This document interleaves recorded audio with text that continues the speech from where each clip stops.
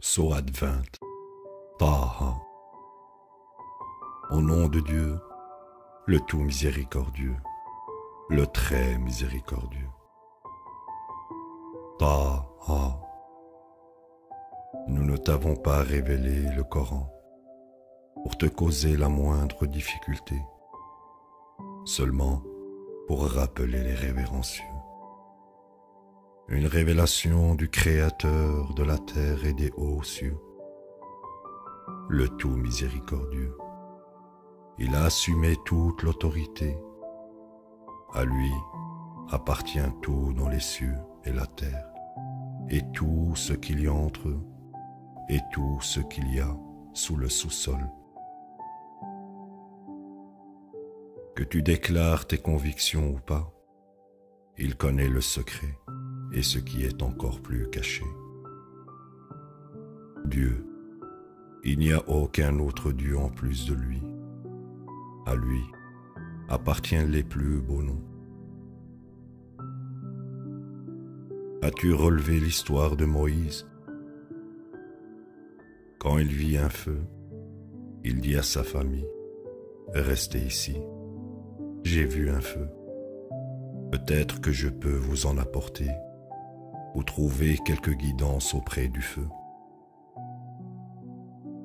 Quand il y arriva, il fut appelé, « Ô Moïse, je suis ton Seigneur, enlève tes sandales, tu es dans la vallée sacrée de Tour. Je t'ai choisi, alors écoute ce qui est révélé. Je suis Dieu, il n'y a aucun autre Dieu à côté de moi. Tu m'adoreras moi seul et observeras les prières de contact pour te rappeler de moi. L'heure de la fin du monde est sûrement en train d'arriver. Je la garderai presque cachée, car chaque âme doit être payée pour ses œuvres. N'en sois pas détourné par ceux qui n'y croient pas, ceux qui poursuivent leurs propres opinions, pour que tu ne chutes pas. Qu'est-ce que ceci dans ta main droite, Moïse? Il dit, ceci est mon bâton. Je m'appuie dessus, regroupe mes moutons avec, et je l'utilise à d'autres fins. Il dit, jette-le, Moïse. Il le jeta, après quoi il se transforma en un serpent mouvant. Il dit, prends-le, n'aie pas peur, nous le ramènerons à son état d'origine. Et conserve ta main sous ton aile, elle en sortira blanche sans aucune imperfection. Une autre preuve. Nous te montrons ainsi quelques-uns de nos grands signes prodigieux. Va à Pharaon, car il a transgressé. Il dit, mon Seigneur, calme mon tempérament, et fais que cette affaire soit facile pour moi, et défais le nœud que j'ai à la langue, de sorte qu'il puisse comprendre mes paroles. Et désigne un assistant pour moi de ma famille, mon frère Aaron. Renforce-moi avec lui, qu'il soit mon partenaire dans cette affaire, pour que nous puissions te glorifier fréquemment et te commémorer fréquemment. Tu es celui qui nous voit. Il dit, ta requête est accordée, ô Moïse. Nous t'avons béni une autre fois, quand nous avons révélé à ta mère ce que nous avons révélé, disant, mets-le dans le coffret, puis jette-le dans la rivière. La rivière le rejettera sur la rive pour être pris par un de mes ennemis et un de ses ennemis. Je t'ai couvert d'amour de ma part et je t'ai fait sous mon œil attentif. Ta sœur a marché vers eux et a dit, je peux vous indiquer une mère allaiteuse qui peut prendre bien soin de lui. Nous t'avons ainsi retourné à ta mère pour qu'elle puisse être heureuse et qu'elle arrête de s'inquiéter. Et quand tu as tué une personne, nous t'avons sauvé des graves conséquences. En effet, nous t'avons testé intégralement. Tu es resté des années avec le peuple de Madian, et maintenant tu es revenu conformément à un plan précis. Je t'ai fait juste pour moi. Va avec ton frère, soutenu par mes signes, et ne vacillez pas en vous rappelant de moi. Allez à Pharaon, car il a transgressé. Parlez-lui gentiment. Il se peut qu'il prenne considération ou devienne révérencieux. Ils dirent, notre Seigneur, nous craignons qu'il nous attaque ou transgresse. Il dit, n'ayez pas peur, car je serai avec vous à l'écoute et je veillerai. Allez à lui et dites, nous sommes deux messagers de ton Seigneur. Laisse les enfants d'Israël partir. Tu dois cesser de les persécuter. Nous apportons un signe de ton Seigneur, et la paix est le lot de ceux qui tiennent compte de la guidance. Nous avons été inspirés que le châtiment affligera inévitablement ceux qui mécroient et se détournent. Il dit, qui est votre Seigneur, ô Moïse? Il dit, notre Seigneur est celui qui a accordé à toute chose son existence et sa guidance. Il dit, et qu'en est-il des générations passées? Il dit, le savoir à ce sujet est avec mon Seigneur dans un enregistrement. Mon Seigneur ne fait jamais d'erreur et il n'oublie jamais non plus. Il est celui qui a fait la terre habitable pour vous et l'a pavée de routes pour vous. Et il a fait descendre l'eau du ciel avec laquelle nous produisons beaucoup de plantes de différentes sortes. Mangez et élevez votre bétail. Ceci sont des preuves suffisantes pour ceux qui possèdent de l'intelligence. D'elle, nous vous avons créé. En elle, nous vous retournons. Et d'elle, nous vous sortons une fois encore. Nous lui avons montré toutes nos preuves, mais il mécrut et refusa. Il dit, es-tu venu ici pour nous faire sortir de notre terre avec ta magie, ô Moïse? Nous te montrerons sûrement une magie similaire, donc fixe un rendez-vous que ni nous ni toi ne violerons dans un lieu neutre. Il dit, votre rendez-vous sera le jour des festivités. Rencontrons-nous tous dans la matinée. Pharaon convoqua ses forces, puis vint. Moïse leur dit, malheur à vous. Fabriquez-vous des mensonges pour combattre Dieu et ainsi encourir son châtiment. De tels fabricateurs échoueront sûrement. Ils se disputèrent alors qu'ils s'entretenaient en privé. Ils dirent, ces deux-là ne sont rien de plus que des magiciens qui souhaitent vous faire sortir de votre terre avec leur magie et détruire votre mode de vie idéal.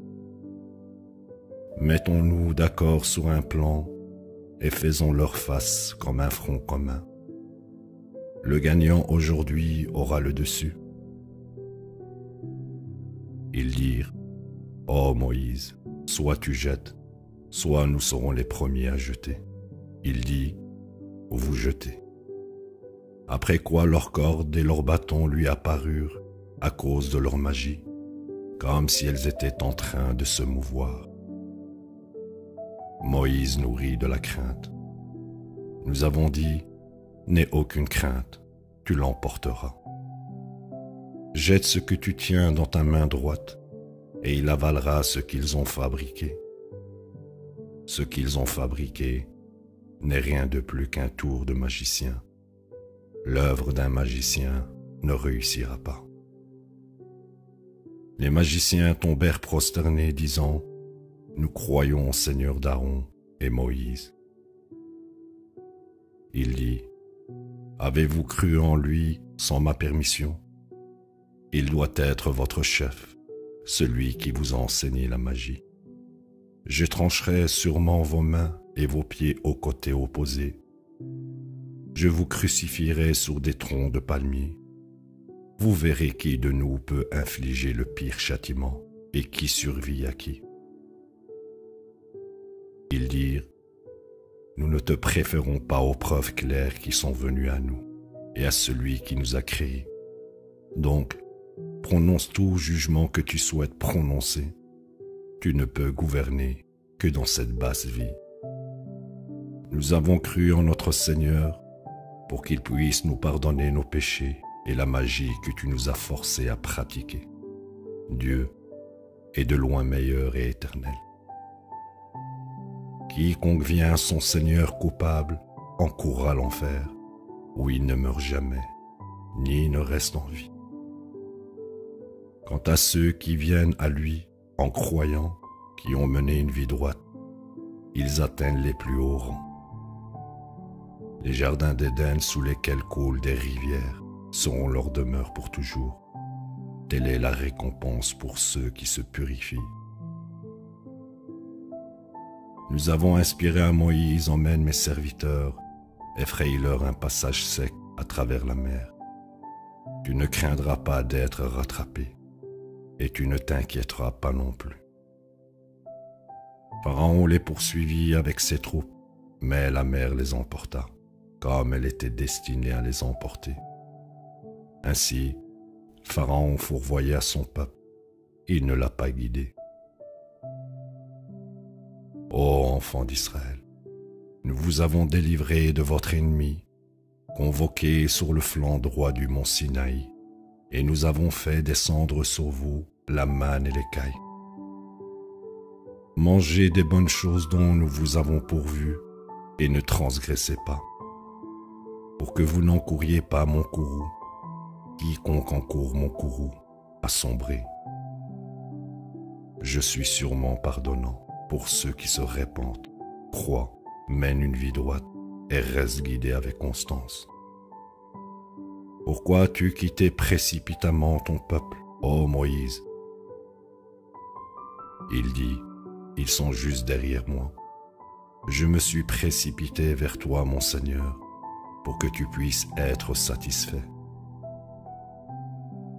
Il dit, nous avons mis à l'épreuve ton peuple après que tu sois parti, mais le Samarien les a fourvoyés.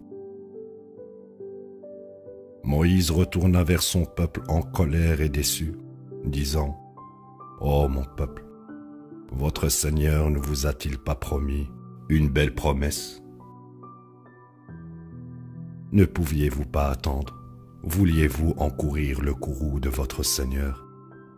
Est-ce pour cela que vous avez rompu votre accord avec moi? Ils dirent, nous n'avons pas fait exprès de rompre notre accord avec toi, mais nous étions lourdement chargés de bijoux, et nous avons décidé d'y jeter nos charges. C'est ce que le Samarien a suggéré. Il leur fabriqua un veau sculpté, doté d'un timbre de veau. Ils dirent, ceci est votre Dieu et le Dieu de Moïse. Ainsi il l'oublia. Ne pouvait-il pas voir qu'il ne leur répondait pas et ne possédait aucun pouvoir pour leur nuire ou leur être bénéfique?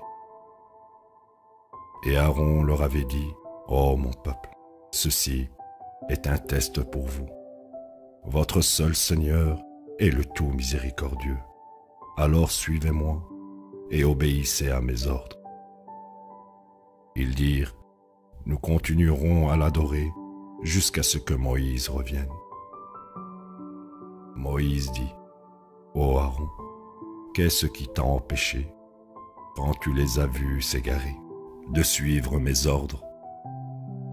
Est-ce que tu t'es rebellé contre moi? Il dit, ô fils de ma mère, ne me tire pas par la barbe et la tête. Je craignais que tu dises, tu as divisé les enfants d'Israël et désobéi à mes ordres. Il dit, qu'est-ce qui ne va pas avec toi, ô Samarien? Il dit, J'ai vu ce qu'ils ne pouvaient pas voir. J'ai ramassé une poignée de poussière du lieu où le messager se tenait debout et l'ai utilisée pour la mélanger au veau d'or. C'est ce que mon esprit m'a inspiré de faire. Il dit, alors va-t'en, et de toute ta vie ne t'approche même pas. Tu as un rendez-vous pour ton dernier jugement, auquel tu ne peux jamais échapper. Regarde ton Dieu que tu adorais. Nous le brûlerons et le jetterons à la mer pour qu'il y reste pour toujours. Votre seul Dieu est Dieu, celui à côté de qui il n'y a aucun autre Dieu. Son savoir embrasse toutes choses. Nous te narrons ainsi quelques nouvelles des générations passées. Nous t'avons révélé un message de notre part. Ceux qui l'ignorent porteront une charge de péché au jour de la résurrection. Éternellement ils y demeurent. Quelle misérable charge au jour de la résurrection. C'est le jour où on soufflera dans le corps et nous convoquerons les coupables, ce jour-là, bleu. Chuchotant entre eux, ils diront « Vous n'êtes pas restés plus de 10 jours dans la première vie. » Nous sommes pleinement conscients de leurs paroles. Le plus précis parmi eux dira « Vous n'êtes pas restés plus d'un jour. » Ils te questionnent au sujet des montagnes. Dis « Mon Seigneur les balayera. » Il ne laissera plus qu'une terre plate et désolée. Pas même la plus petite colline, vous n'y verrez, ni de creux. Ce jour-là, tout le monde suivra l'appelant, sans la moindre déviation. Tous les bruits seront tus devant le tout miséricordieux. Vous n'entendrez rien que des chuchotements. Ce jour-là, l'intercession sera inutile, excepté pour ceux permis par le tout miséricordieux et dont les paroles se conforment à sa volonté. Il connaît leur passé et leur futur, tandis que personne n'embrasse son savoir. Tous les visages se soumettront au vivant, à l'Éternel, et ceux qui seront chargés par leur transgression échoueront. Quant à ceux qui auront œuvré à la droiture tout en croyant, ils n'auront aucune crainte d'injustice ou d'adversité. Nous l'avons ainsi révélé, un Coran arabe, et nous y avons cité toutes sortes de prophéties pour qu'ils puissent être sauvés ou que cela puisse les faire prendre considération. Le plus exalté est Dieu, le seul vrai roi. Ne te hâte pas de réciter le Coran avant qu'il ne te soit révélé et dis « Mon Seigneur, augmente mon savoir. » Nous avons testé Adam dans le passé, mais il oublia et nous l'avons trouvé indécis. Rappelle-toi que nous avons dit aux anges « Tombez prosternés devant Adam ». Ils tombèrent prosternés, excepté Satan. Il refusa. Nous avons alors dit « Ô Adam, voici un ennemi à toi et ta femme. Ne le laissez pas vous chasser du paradis, pour que tu ne deviennes pas misérable. Tu es assuré de ne jamais y connaître la faim, ni de devenir sans abri. Et tu n'y auras pas soif, et tu n'y souffriras d'aucune chaleur non plus. » Mais le diable lui murmura « Ô Adam, laisse-moi te montrer l'arbre de l'éternité et de la royauté sans fin. » Ils en mangèrent, après quoi leurs corps leur devinrent visibles, et ils essayèrent de se couvrir avec les feuilles du paradis. Adam ainsi désobéit à son Seigneur et chuta. Par la suite, son Seigneur l'a choisi, l'a racheté et l'a guidé. Il dit « Descendez de là, vous tous, vous êtes ennemis les uns les autres. Quand la guidance vient à vous de ma part, quiconque suit ma guidance ne s'égarera pas et ne souffrira d'aucune misère. Quant à celui qui ignore mon message, il aura une vie misérable, et nous le ressusciterons au jour de la résurrection aveugle.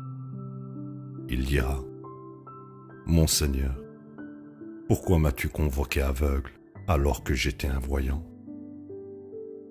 Il dira, « Parce que tu as oublié nos révélations quand elles sont venues à toi. Tu es maintenant oublié. » Nous rétribuons ainsi ceux qui transgressent et refusent de croire aux révélations de leur Seigneur. Le châtiment dans l'au-delà est de loin pire et éternel. Ne leur vient-il jamais à l'esprit combien de générations précédentes nous avons anéantis? Ils marchent actuellement dans les maisons de ceux d'avant eux.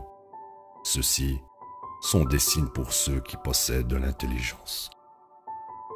Si ce n'était le plan prédéterminé de ton Seigneur, ils auraient été jugés immédiatement. Donc, sois patient face à leurs paroles, et loue et glorifie ton Seigneur avant le lever du soleil et avant le coucher du soleil. Et durant la nuit, glorifie-le, ainsi qu'aux deux extrémités du jour, pour que tu puisses être heureux. Ne convoite pas ce dont nous avons comblé d'autres gens. Tels sont les ornements temporaires de cette vie, au moyen desquels nous les mettons à l'épreuve. Ce que ton Seigneur te pourvoit est de loin meilleur et éternel. Tu enjoindras à ta famille d'observer les prières de contact et persévéreras avec constance à le faire. Nous te demandons aucune provision. Nous sommes ceux qui pourvoient à tes besoins. L'ultime triomphe appartient aux justes. Ils ont dit, s'il pouvait seulement nous montrer un miracle venant de son Seigneur. N'ont-ils pas reçu suffisamment de miracles avec les messagers précédents? Si nous les avions anéantis avant ceci, ils auraient dit, notre Seigneur, si tu nous avais envoyé un messager, nous aurions suivi tes révélations et aurions évité cette honte et cette humiliation. Dis, chacun de nous attend, donc attendez. Vous découvrirez sûrement qui sont sur le bon chemin et qui sont vraiment guidés.